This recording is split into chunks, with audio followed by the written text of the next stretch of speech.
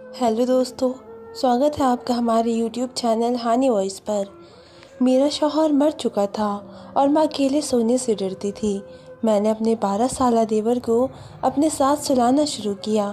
एक रात मैंने देवर को आजमाने का सोचा, लेकिन वहाँ हाथ लगाते लगाते मेरी आंखें फटी की फटी रह गई, क्योंकि देवर तो मेरी शादी वाले दिन मेरा 12 साला देवर बहुत खुश था।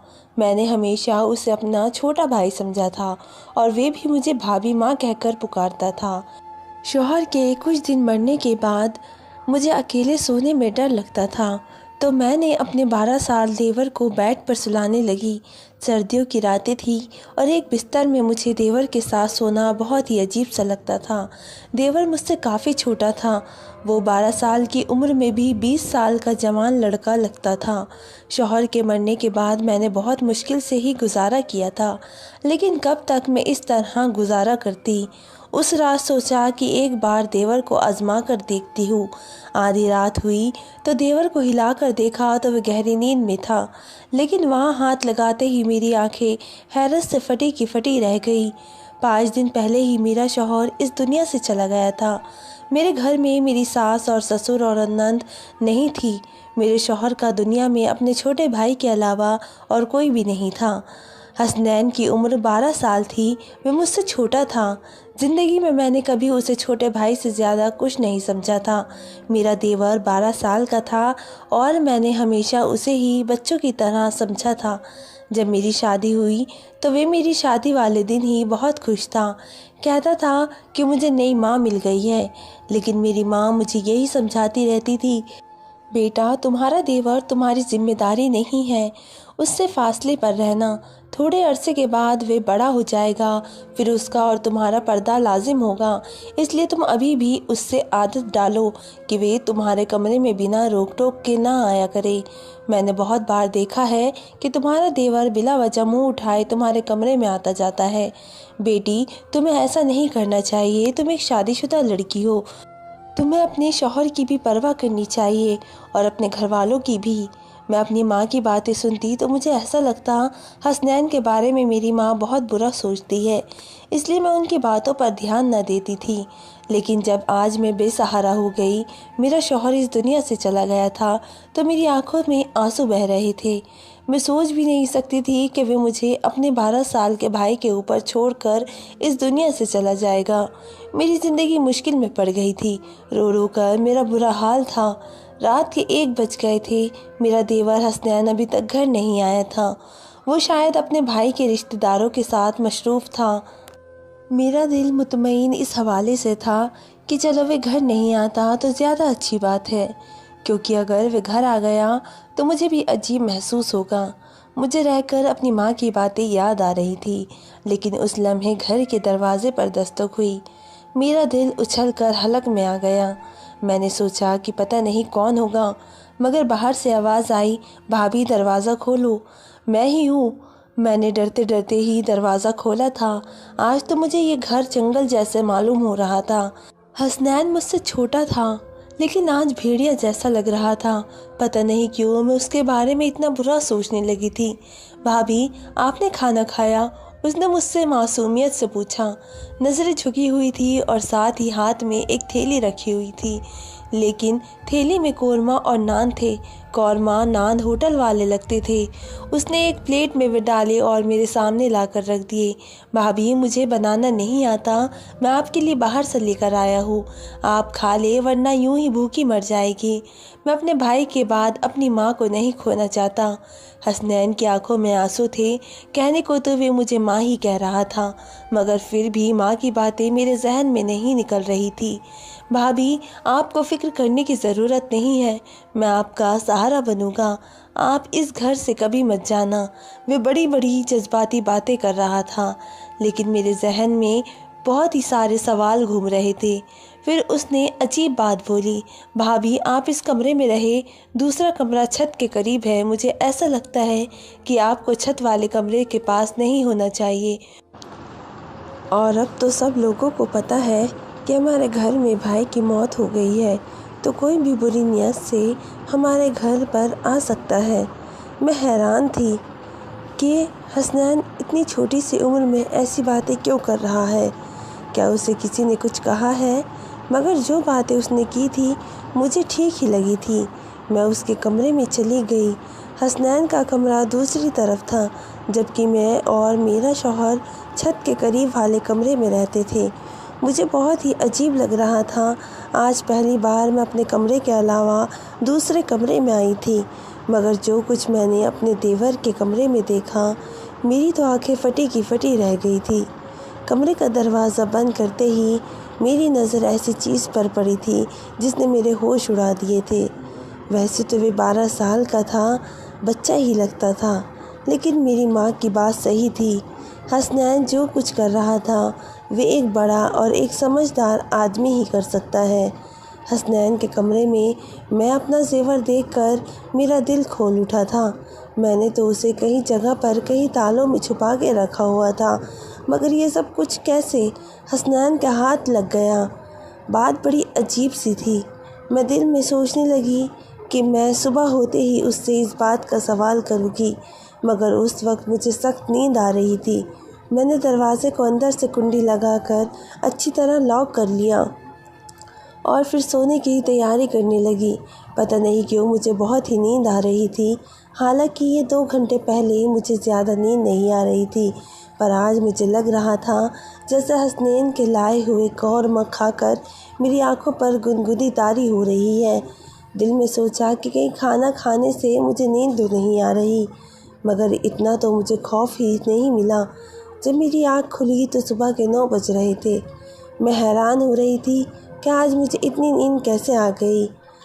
हालांकि कुछ दिन से बिल्कुल नींद नहीं आ रही थी, लेकिन आज खाना खाने के बाद मेरी आँखें ऐसी बंद हुई किसी को शराब पिला दी गई हो। मैं हैरान थी, ऐसा होना नहीं चाहिए था। मेरे दिल में बार बार एक ही ख्याल आ रहा था कि हसनैन के लाए हुए खाने को खाकर मैं बेहोश तो नहीं हो गई, लेकिन हसनैन ऐसा क्यों करता। मैंने दिल में सोचा। आंखें मलती हुई मैं बाहर आई तो सामने हसनैन किचन में चाय बना रहा था। उसे देखकर बहुत बुरा लग रहा था। भाभी, आप सो गई थी, आपको बहुत अच्छी नींद आई है ना? उसने मेरी तरफ पुकारते हुए देखकर कहा था। मैंने उसे फीके लहजे में यही कहा था, हाँ आज मुझे बहुत ज़्यादा नींद आई है। क्यों नहीं आती भाभी? मैंने आपके खाने में नींद वाली गोली मिला के दी थी। मैंने अपने दोस्त को बताया था कि मेरी भाभी को नींद नहीं आती। उसने मुझे कहा तुम उन्हें खाने में नींद की गोलियां मिला दिया करो, इससे वे आराम से सो जाएगी। मैं हैरान हो गई थी कि हसनैन इतनी घटिया हरकत कैसे कर सकता है। हसनैन, तुम ऐसा सोच भी कैसे सकते हो? तुम अपनी भाभी को बेहोश करना चाहते थे। नहीं नहीं भाभी, मैं तो आपको अच्छी नींद देना चाहता था। अब आप अच्छी खासी तरोताज़ा लग रही है। चाय ले, चाय पिए। उसने चाय मेरे सामने रखी तो मैं शक में पड़ गई। तुमने इसमें भी कुछ मिलाया तो नहीं है? अल्लाह की कसम भाभी, वो तो मैंने आपकी नींद के लिए, आपके सुकून के लिए गोलियां मिलाई थी। आप कहती है ये चाय मैं आपके सामने खुद पी लेता हूँ, बल्कि हम आधी आधी पी लेते हैं। उसने उस गिलास को भरते हुए मुझे दिखाया तो मैं यकीन कर बैठी। मैंने कहा कि ठीक है, मुझे माफ़ कर दो, मैं तुम्हारे बारे में शक्की हो जाती हूँ। मैं हसनैन का चेहरा देखती तो उसकी मासूमियत पर मुझे यकीन आ जाता था, क्योंकि वाकई उसके चेहरे पर बहुत ही ज़्यादा मासूमियत और शराफत थी। मैंने आज उसे कुछ नहीं कहा था। जानना चाहती थी कि वह आगे क्या कहेगा, क्योंकि जो कुछ मैं उसके कमरे में देख आई थी उसकी तो कोई माफ़ी नहीं थी। थोड़ी देर बाद उसने खुद ही मुंह खोल लिया। भाभी, मैं आपके जेवर बेचना चाहता हूँ। मेरा एक बहुत ही जानने वाला और ईमानदार अंकल है। वे हमारे जेवर बेचकर हमें बहुत सारे पैसे देंगे।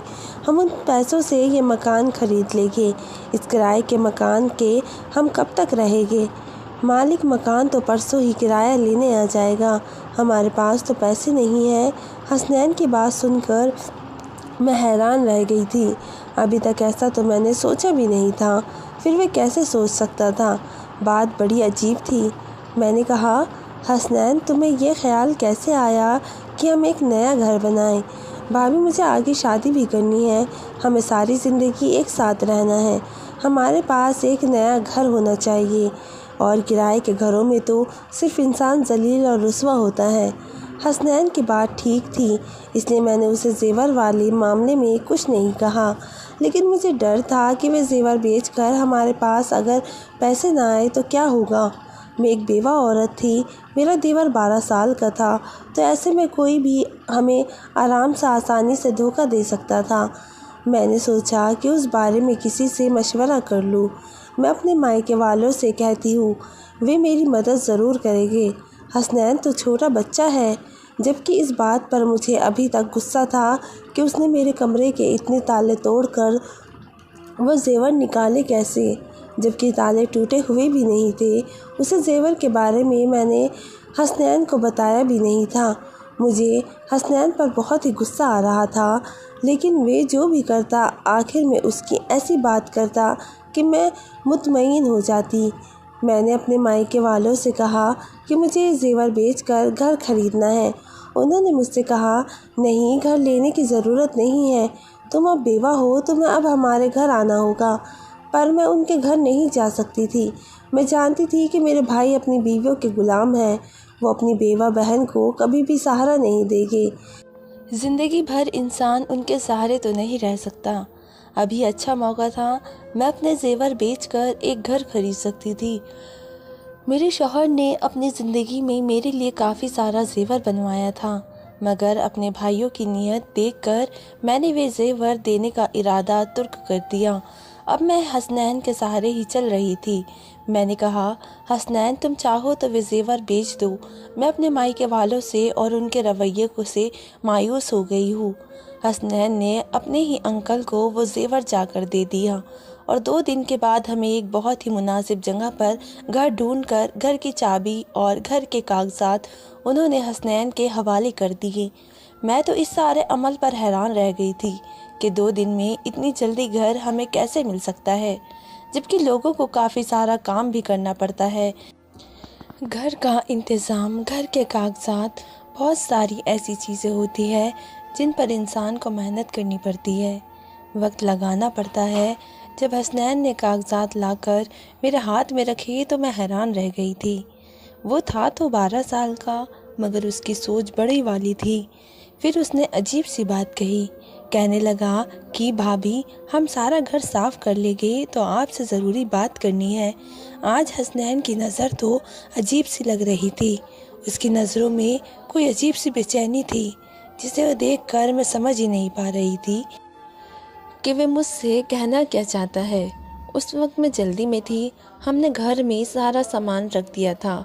अब हमें आगे की फ़िक्र थी कि हमारा खाना पीना और राशन कहाँ से होगा, जबकि मैंने तो कभी ज़िंदगी में बाहर जाकर कोई नौकरी भी नहीं की थी। फिर हसनैन कह रहा था कि उसे मुझे कोई ज़रूरी बात करनी है। पता नहीं उसे मुझसे क्या बात करनी होगी। मेरे जहन में बहुत सारे सवाल थे, पर मैं फ़िलहाल चुप रहना चाहती थी।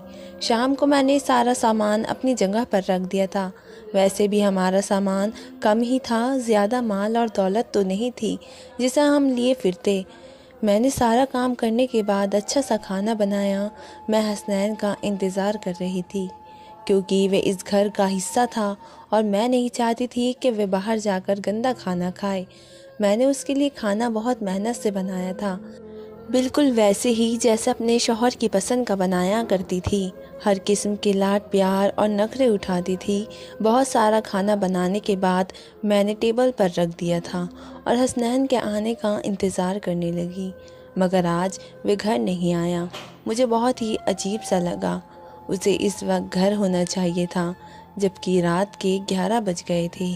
भाई की मौत से पहले तो वे शाम को तकरीबन 5 बजे घर आ जाता था और उसके बाद कभी घर से बाहर नहीं निकलता था। मुझे डर लग रहा था। मैं उसका इंतज़ार करने लगी, यहाँ तक कि रात के 12 बज गए। 12 बजे उसने दरवाज़े पर दस्तक दी। मैंने गुस्से से दरवाज़ा खोला, उस पर बरस पड़ी। कहाँ चले गए थे तुम? हसनैन, तुम्हें शर्म नहीं आती? तुम्हारी बेवा भाभी तुम्हारा इंतज़ार कर रही थी। मैंने तुम्हारे लिए खाना बनाया और तुम हो कि अपने भाई के जाते ही आवारागर्दियाँ करने लगे। आखिर ऐसी कौन सी मुसीबत थी जो तुम घर में नहीं हल कर सकते थे? तुम्हें बाहर जाना पड़ता है, तुम्हारे दोस्त को इधर ही बुला लिया करो। भाभी, मैं ऐसा नहीं कर सकता। उसने नज़र उठाकर मुझे ऐसे गुस्से से देखा कि मैं डर गई थी, मगर वे तो एक बच्चा ही था। मैंने दिल में सोचा, मैं इससे डरा धमका तो सकती हूँ। मैं यही ख्याल करके उससे बात कर रही थी कि वे मुझ पर चिल्ला उठा, भाभी बस कर दे, मुझे अब आपकी कोई बात नहीं सुननी, और जो आपने खाना पकाया है वह आप खुद खा ले। ये कहकर वह अपने कमरे की तरफ चला गया। उस वक्त वह किसी 30 साल के मर्द की तरह गुस्सा कर रहा था। मुझे उस पर बहुत ही अफसोस हो रहा था। वे गुस्से में था, कोई बात उसके पीछे ज़रूर होगी। मैंने यही सोचकर उसके कमरे में जाकर दस्तक दी। उसने दरवाज़ा खोला और मुझे अजीब सी नज़रों से देखकर बोला, एक बात कहूँ भाभी, आप मुझसे शादी कर ले, वरना आप काफिर हो जाएगी। उसकी बात सुनकर मेरी आंखें फटी की फटी रह गई थी। तुम ऐसा सोच भी कैसे सकते हो कि मैं तुमसे शादी करूँगी? कहाँ गया तुम्हारा माँ वाला प्यार? तुम तो मुझे सुबह शाम माँ कहते हो। अब क्या हो गया? किसने तुम्हारा दिमाग खराब कर दिया है? इतनी घटिया बात तुमने अपने जहन में सोची भी कैसे, और फिर मुंह से निकाली तो कैसे? मैं गुस्से से आग बबूला हो रही थी। वह बिल्कुल उसी तरह बिना किसी शर्मिंदगी के मेरे सामने हाथ बांधे खड़ा मुझे टक टक की नज़रों से देख रहा था। मुझे उसकी नज़रों से डर लगने लगा था। एकदम बोलते चुप हो गई, वहीं से वापस मुड़ी और अपने कमरे में आकर बैठ गई। मैंने कमरे का दरवाज़ा अच्छी तरह से बंद कर लिया था। मेरा दिल ज़ोरों से धड़क रहा था। मैं सोच भी नहीं सकती थी कि हसनैन ऐसा निकलेगा और इस किस्म की बातें मुझसे करेगा। मैंने तो उसे हमेशा अपने बच्चों की तरह समझा था। अभी मेरी औलाद पैदा नहीं हुई थी, लेकिन फिर भी हसनैन के बारे में मेरे शौहर ने भी मुझे यही कहा था कि तुम्हें हमेशा उसे अपनी औलाद की तरह समझकर पालना है। उसकी माँ नहीं है, बाप नहीं है, अब तुम ही उसका सब कुछ हो। हसनैन की इन बातों ने मुझे बहुत ही तकलीफ़ दी थी। मैंने सोचा था कि आज के बाद मैं हसनैन से कोई बात नहीं करूँगी।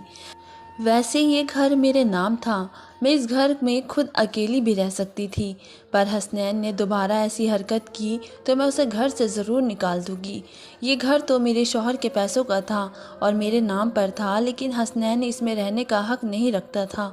अगर वह अपनी भाभी को इज़्ज़त नहीं दे सकता तो उसे देनी चाहिए थी जो उसे देनी चाहिए थी। मेरी खामोशी गुस्से में बदल गई थी। सुबह उठते ही मैंने हसनैन के कमरे का दरवाज़ा ज़ोर ज़ोर से पीटना शुरू कर दिया। फिर मुझे एहसास हुआ कि उसके कमरे का दरवाज़ा तो अंदर से बंद नहीं था। मैंने जब बाहर से दरवाज़ा खोला तो आगे से कमरा खाली था। कमरे में कुछ भी नहीं था। हसनैन कहाँ गया? मैं दिल में सोचने लगी। मेरा दिल गुस्से से पागल हो रहा था। मैंने बाहर वाले दरवाजे पर नज़र डाली तो दरवाज़ा बाहर से बंद था। इसका मतलब हसनैन मुझे घर में कैद कर गया, और मैंने दिल में सोचा तो मुझे उससे नफ़रत होने लगी। इतना सा है और उम्र में भी 12 साल है, और हरकतें देखो। मैंने यही सोचकर अपने मायके जाने का फ़ैसला कर लिया, लेकिन फिर याद आया कि मैं तो इद्दत में हूँ। यूँ बार बार घर से निकलना अच्छी बात नहीं है। बस यही सोचकर मैं बेबस होकर बैठ गई थी। शौहर की मौत को 3 महीने हो चुके थे। इन 3 महीनों में मैं हसनैन कितना बदल गया था, मैं दिल में सोचने लगी। खुदा मुझे औलाद देता तो उस वक्त हसनैन के सहारे ना होती, मगर अब मैं उसे क्या कहूँ? मेरा तो उससे कोई रिश्ता भी नहीं।